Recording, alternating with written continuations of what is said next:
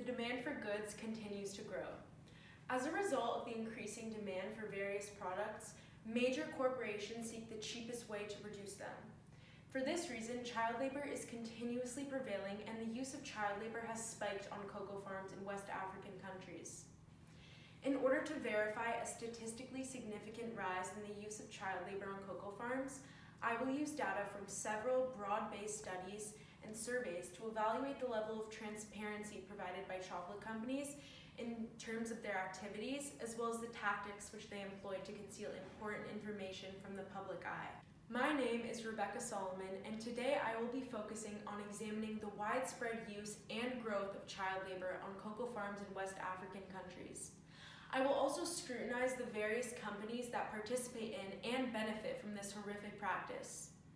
The following research will explore the hidden agendas of major chocolate producers and the considerable effort they exert to conceal their widespread use of child labor. For this reason, I propose to answer the following questions. The distribution of benefits and costs associated with child labor reasonable and equitable?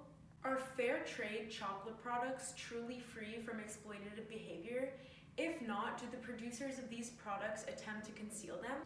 What are the buried secrets of major chocolate companies, and how do they do everything in their power to keep this rapid growth of child labor on cocoa farms from the public eye?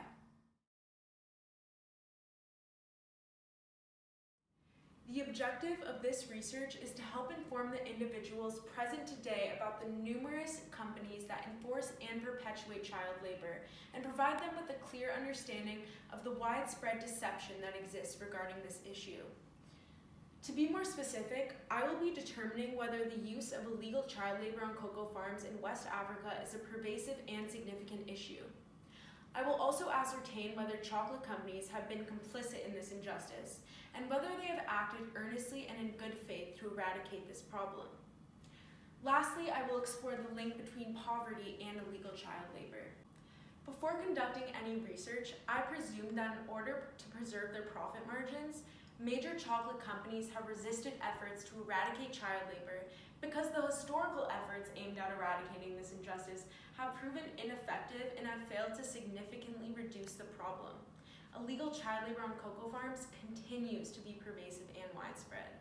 According to the International Labor Organization, the U.S. Department of Justice, and UNICEF, tens of thousands of children work on cocoa farms in West Africa, particularly in the Ivory Coast.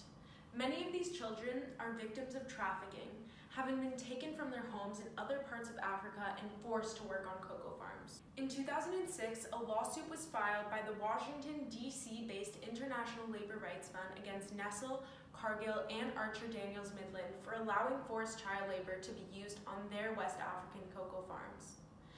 The charges against the companies included trafficking, torture, and forced child labor of children who cultivate and harvest cocoa beans, which the companies import from Africa.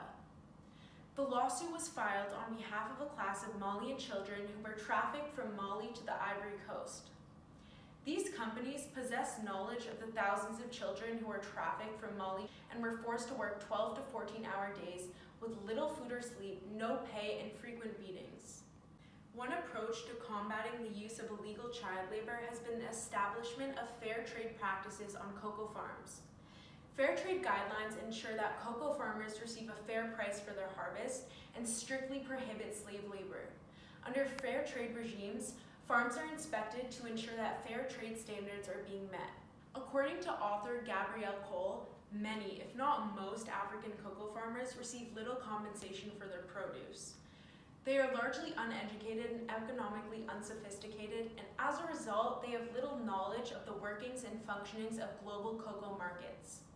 They also lack adequate weighing equipment. They often get exploited by chocolate-producing companies and do not receive a fair market price for the cocoa that they produce. By allowing cocoa farmers to get a fair rather than an exploitative price for their crops in exchange for refraining from the use of child labor, fair trade practices, in theory, provide an economic incentive to cease and/or avoid the use of child labor. Unfortunately, there are no current laws that compel major chocolate producers to purchase their cocoa from fair trade certified farms. In addition, companies are not mandated to label their products as being compliant with fair trade practices.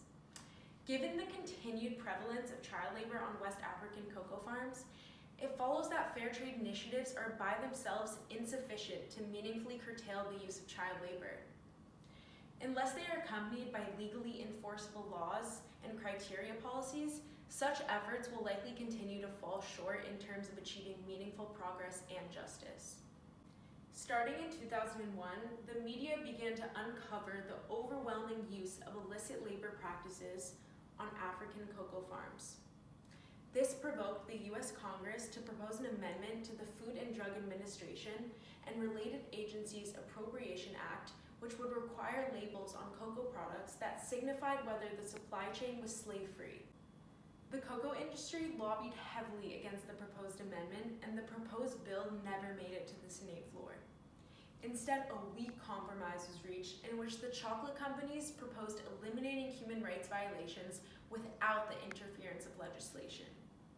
The major U.S. chocolate producers agreed that they would work towards ending illegal child labor on cocoa farms through a voluntary protocol called the Harkin-Engel Protocol. However, as of the protocol's expiry on July 1st, 2005, the industry failed to come up with a system for monitoring and certifying that U.S. chocolate products aren't made using forced child labor. This failure serves as a powerful indicator that profit motives generally dominate the desire for corporate social responsibility for major chocolate companies. Hence, it has been and will likely be the case that any trust me approach, whereby companies are left to their own devices, will prove ineffective in terms of having any significant impact on the use of child labor on African cocoa farms. Another commonly proposed solution to the use of child labor on African cocoa farms is poverty reduction. According to this theory, children are forced to work on cocoa farms out of economic necessity. Thus, if families were not dependent on child labor for their survival, this would engender a significant reduction in its use. However, the evidence suggests that economic development and poverty reduction do not necessarily lead to a reduction in the use of illegal child labor. According to an article published in 2015 titled, "Why Does Child Labor Persist with Declining Poverty?" there have been many countries that, despite having experienced increases in per capita income, have not exhibited decreases in the use of illegal child labor. The authors of this article contend that persistence of child labor, despite rising income in several developing countries, can be explained by income inequality. Income inequality acts as a channel for transmission of child labor. Since both health and skill in the workplace affect productivity and wages, then lack of access to basic healthcare and education can serve to perpetuate poverty among the lower classes, even when aggregated growth and per capita income rise. The authors conclude that high schooling cost generates child labor, while health plays a critical role in perpetuating the rich to poor divergence in human capital. In order to eradicate the use of child labor, governments must adopt redistributive policies to ensure that economic growth and prosperity filters down to the lowest levels of the economic spectrum. Redistributive policies alone are insufficient to adequately combat the use of child labor. Rather, such initiatives must be accompanied by strong legislation. The authors state, free public education, a well-understood redistributive policy, raises schooling, improves health, and reduces income inequality in the long run, but does not necessarily eliminate child labor. Drawing from the modern industrial countries that eliminated child labor, we discuss why strong anti-child labor legislation in combination with free public education would be necessary to root our child labor. They also conclude that raising productivity of public health infrastructure could confer similar benefits as public education, and additionally may even eliminate it.